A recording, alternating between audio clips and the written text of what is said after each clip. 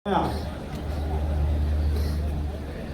જોવો તો ખરા, અત્યારે સોશિયલ મીડિયા ઠાકોરોના બાપનું થઈ ગયું.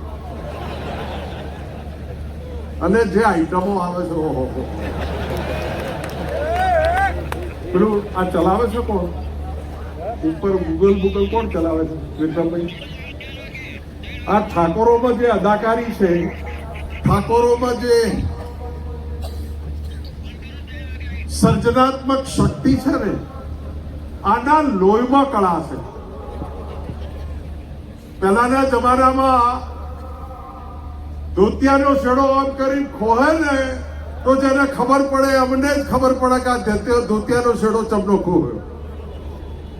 હોશિયાર આના જેટલી કોઈ કોમ હોશિયાર નહીં. વિક્રમભાઈ, વિનંતી કરું છું, સંગીત એકેડેમી ચાલુ કરો, નાટ્ય એકેડેમી ચાલુ કરો. તમે જે દિવસે જગ્યા માંગો એ દિવસે તમને આપી શક્તિ વિદ્યાલયમાં. એક જગ્યાએ નોકરીઓથી મેળ નહીં પડે, 100 જગ્યાએ નોકરીઓના દરવાજા ને રોજગારીના દરવાજા ખોલવા પડશે. મને ગમ્યું અલ્પેશભાઈ, તમે રામ આયે હે રામ આયે. સમાજની મોદમાં બેહો ને તો રામાયણને યાદ કરીને બેસજો. સમાજની મોદમાં જયારે બેસો ને તો જતું કરજો. તમે ગામે ગામ વાત કરતા હતા ને, ગેરી બેરી કીધું કે તમે ઉપર વાળા એક થાઓ, અમે તો એક છીએ. લ્યો, અમે એક થયા. તમારા ગામમાં એક ગામમાં 3 ભાગ નહીં, એક તાલુકા 3 સમૂહ લગ્ન નહીં થતો. શું કરવું શકો? આપો આજે અલ્પેશભાઈને, એના ખોળામાં કંઈક આપો કે અલ્પેશ ઠાકોર, અડધી રાતે તમે ઠાકોરોને ભેગા કર્યા છે. એક જ પ્રતિજ્ઞા કરીને જઉં છું, મારા વાહમાં કે મારા ગામમાં જેને જોડે મારે બનતું નથી, કાલે સવારે એની ચા પીવા હું જઈશ. આટલું નક્કી કરો. સોશિયલ મીડિયામાં આપણા ગ્રુપ છે, એમાં નેગેટિવ કોમેન્ટ કરે એને કાઢી નાખો. મારે કૃષ્ણ, અર્જુન અને દુર્યોધન અને મામા શલ્યનો દાખલો આપવો છે. યુદ્ધ ચાલુ થયું, અર્જુનના સારથી હતા ભગવાન કૃષ્ણ અને દુર્યોધનના સારથી હતા મામા શલ્ય.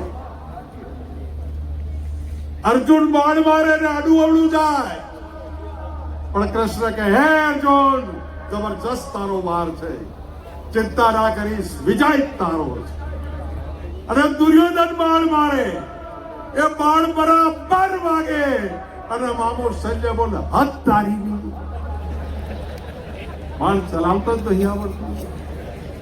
પેલો અર્જુન બીજું બાણ મારે, બાણ ફેલ જાય.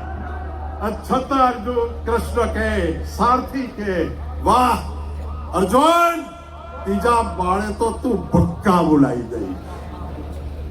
અને બીજું બાણ દુર્યોધન મારે, રથની છત્રી કાપી નાખે, તોય મામા શલ્ય બોલે, બાયલા જેવું છે, કઈ ટપકું.